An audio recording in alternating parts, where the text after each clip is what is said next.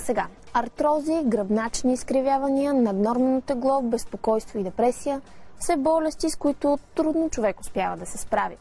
Древните китайци обаче са помислили за абсолютно всичко. Тай Чи, или както го наричат те Тай Цзи, е практика, с помощта на която ще успеете да задвижите правилно жизнената си енергия. Силви Велев от години съчетава движенията на Тай Чи с китайската калиграфия и твърди, че практикувайки китайските методи, човек укрепва здравето си и става по-щастлив и по-мъдър.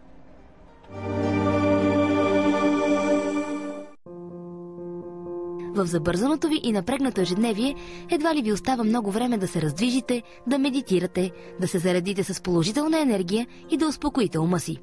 Монасите от древен Китай са основоположници на бойното изкуство, познато вече и като духовна практика Тай Чи. Чрез него със сигурност ще уравновесите духа си.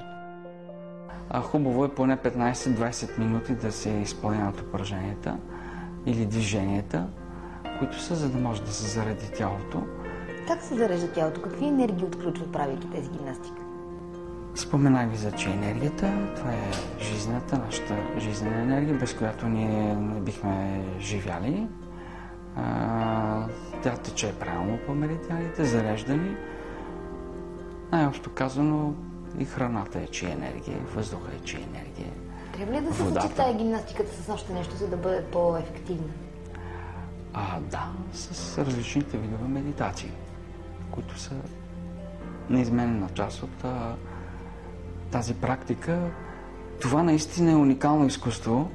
От една страна е бойното изкуство като цяло, от друга страна е само енергийната практика, която дава здраве.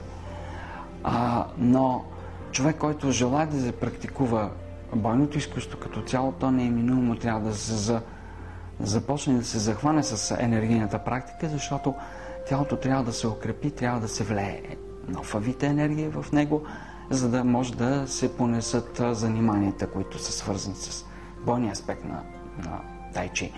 Тези бавни, плавни движения, те ви дават покой. Покой генерира енергия като цяло и тази енергия съответно укрепва тялото. Различните заболявания, ако има такива в тялото, изчезват, предотвратяват заболявания и съответно тялото е готово за бойното изкуство, където там трябва да има човешкото тяло повече енергия, за да може да се работи с нея.